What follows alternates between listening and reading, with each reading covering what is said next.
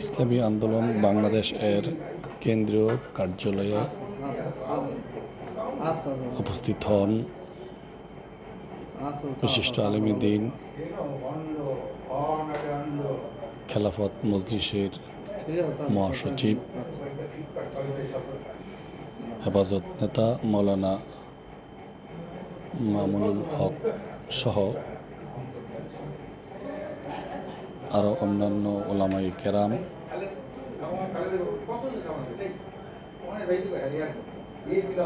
এ সময় ওনারা শায়েখে চরমোনাই হজরত পীর সাহেব হুজুর চরমোনাই সহ ইসলামী আন্দোলন বাংলাদেশের নেতৃবৃন্দের সাথে মত বিনিময় করেন, কুশল বিনিময় করেন এবং দেশের বর্তমান প্রেক্ষাপট নিয়ে নিজেরা মত বিনিময় করেন। সাথে সাথে কিভাবে ইসলামী দলগুলোর মধ্যে আগামী পথ চলা সুন্দর হয়, উম্মার জন্য কল্যাণকামী হয়, এ সমস্ত বিষয় নিয়েও আলাপ আলোচনা করেন। অত্যন্ত আন্তরিকতা ও সুন্দর পরিবেশে দীর্ঘ সময় আমাদের এই মুরব্বীরা আলোচনায় লিপ্ত ছিলেন। আলহামদুলিল্লাহ, আমরা আশা করি এভাবে যদি ওলামায়ে কেরামের মধ্যে উলফত, উনসিয়াত, যোগাযোগ আসা যাওয়া থাকে,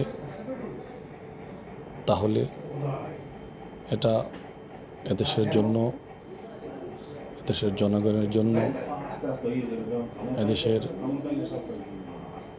মুসলমানদের জন্য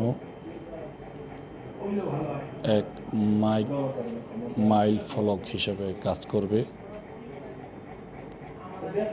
সাথে সাথে আমরা আশা করি ওলামায়ে কেরামের এই বন্ধন এটা অটুট এবং মজবুত থাকুক এবং ওলামায়ে কেরামের এই পারস্পরিক মজবুতি সম্পর্কের মাধ্যমে এদেশ থেকে ইসলাম বিদ্বেষী, খোদাদ্রোহী, দেশদ্রোহী সকল প্রকার অপশক্তির মূলোৎপাটন ঘটিয়ে এদেশকে একটি কল্যাণ রাষ্ট্র হিসাবে প্রতিষ্ঠিত করা সম্ভব ইনশাআল্লাহ। এবং একটি সুন্দর উন্নয়নশীল একটি কল্যাণ রাষ্ট্র হিসাবে বিশ্বের দরবারে আমাদের এই বাংলাদেশ মাথা উঁচু করে দাঁড়াবে। আল্লাহ তাআলা বাংলাদেশের ওলামায়ে কেরামের মধ্যে পারস্পরিক সম্পর্ককে আরো মজবুত এবং সুন্দর করে দিন।